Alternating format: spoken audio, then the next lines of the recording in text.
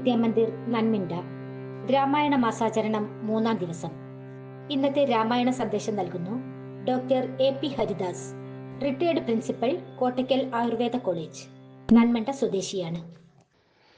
പ്രിയപ്പെട്ട കുട്ടികളെ, നമ്മുടെ സമ്പന്നമായ പൈതൃകം ഉദ്ഘോഷിക്കുന്നത് പോലെ നിങ്ങളെ സംബോധന ചെയ്യേണ്ടത് ഹേ അമൃതസ്യ പുത്രാഹ, അതായത് അല്ലയോ അമൃതപുത്രന്മാരെ എന്ന് തന്നെയാണ്. കൃതയുഗത്തിൽ ധ്യാനം കൊണ്ടും ത്രേതായുഗത്തിൽ യാഗം കൊണ്ടും ദ്വാപരയുഗത്തിൽ പൂജ കൊണ്ടും ലഭിക്കുന്ന നേട്ടം കലിയുഗത്തിൽ നാമജപം കൊണ്ട് എളുപ്പത്തിൽ കിട്ടുമെന്നാണ് മഹത്തുക്കൾ പറഞ്ഞു വച്ചിട്ടുള്ളത്. കലിയുഗത്തിൽ വിശേഷിച്ച് കർക്കടക മാസത്തിൽ ദുരിത നിവാരണത്തിനായി ശ്രീരാമകീർത്തനം എന്ന നിലയിൽ തുഞ്ചത്തെഴുത്തച്ഛൻ്റെ അധ്യാത്മരാമായണം ദിവസവും മുടങ്ങാതെ പാരായണം ചെയ്യുന്നത് നിങ്ങൾ ശ്രദ്ധിച്ചിരിക്കും. ആദികാവ്യമായ രാമായണത്തിലൂടെ ഭക്തിയോഗത്തിൻ്റെയും കർമ്മയോഗത്തിൻ്റെയും ജ്ഞാനയോഗത്തിൻ്റെയും സമഞ്ജസമായ ഒരു സംയുക്തമാണ് കവി നമ്മിലേക്ക് പകർന്നു തരുന്നത്. ധർമ്മമെന്നത് എന്താണെന്ന് മനസ്സിലാക്കാനും അത് അനുഷ്ഠിക്കുന്നത് പ്രായോഗികമാണോ എന്ന് തീരുമാനിക്കാനും പലപ്പോഴും സാധാരണക്കാർക്ക് പ്രയാസം നേരിടാറുണ്ട്. ചിന്തിച്ച് മനസ്സിലാക്കാൻ വിഷമമുള്ള കാര്യങ്ങൾ എളുപ്പത്തിൽ ഉൾക്കൊള്ളാൻ വേണ്ടിയാണല്ലോ നാം ഉദാഹരണങ്ങളെ ആശ്രയിക്കുന്നത്. ഇവിടെയും അതുതന്നെയാണ് ആചാര്യൻ ചെയ്തിരിക്കുന്നത്.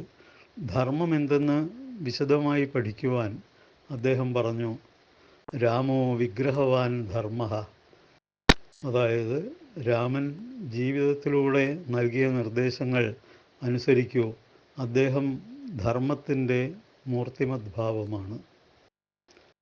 മര്യാദാ പുരുഷോത്തമൻ എന്നുകൂടി രാമനെ വിശേഷിപ്പിച്ചിരിക്കുന്നു.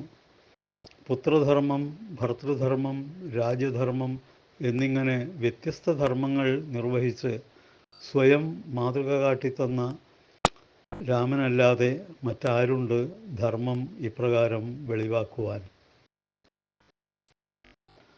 പ്രലോഭനങ്ങളോ ഭീഷണികളോ ഒന്നും തന്നെ തൻ്റെ മുന്നിലുള്ള ധർമാനുസൃതമായ പ്രവർത്തനങ്ങളെ ബാധിച്ചില്ല.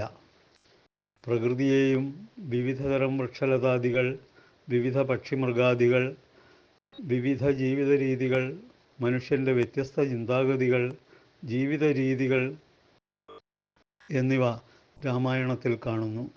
രാമനാമത്തിൻ്റെ മഹത്വം, ഭൗതികവും ആത്മീയവുമായ പുരോഗതിയുടെ വിശദാംശങ്ങൾ എന്നിവയും രാമായണം പകർന്നു തരുന്നു. കുട്ടികളെ സംബന്ധിച്ചിടത്തോളം സമയത്തിൻ്റെ വില ബോധ്യപ്പെടുത്തുന്ന ധാരാളം പരാമർശങ്ങൾ രാമായണത്തിൽ ഉണ്ട്.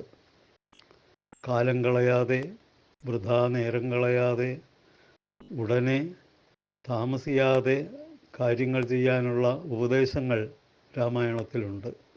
മറ്റു പുരാണങ്ങളിലും ഇതിഹാസങ്ങളിലും കാണുന്നത് പോലെ തന്നെ സാധാരണമല്ലാത്ത കാര്യങ്ങൾ വിവരിക്കാൻ വിശിഷ്ട രൂപങ്ങളും മനുഷ്യർക്ക് നൽകിക്കാണുന്നു. രാവണന് 10 തലയുണ്ടെന്ന രൂപം നൽകുന്നതുകൊണ്ട് സാധാരണ മനുഷ്യരെക്കാൾ 10 ഇരട്ടി ബുദ്ധിശക്തിയും തലയെടുപ്പും ഉണ്ടെന്ന കാര്യമാണ് ആചാര്യൻ വ്യക്തമാക്കുന്നത്. 20 കൈകളുണ്ടെന്ന് പറയുമ്പോൾ സാധാരണ മനുഷ്യരുടെ 10 ഇരട്ടി ശക്തിയുണ്ടെന്ന് സിദ്ധാന്തിക്കുന്നു. ലങ്കയിൽ ചെന്ന് രാവണനെ കൊന്ന് സീതയെയും കൊണ്ട് അയോധ്യയിലേക്ക് തിരിച്ചു വരാൻ പുറപ്പെടുമ്പോൾ ലക്ഷ്മണന് ഒരു സംശയമുണ്ടായി. അദ്ദേഹം ചോദിച്ചു, ഇപ്പോൾ നമുക്ക് അധീനമായ ലങ്ക സർവ ഐശ്വര്യങ്ങളോടും കൂടിയതല്ലേ?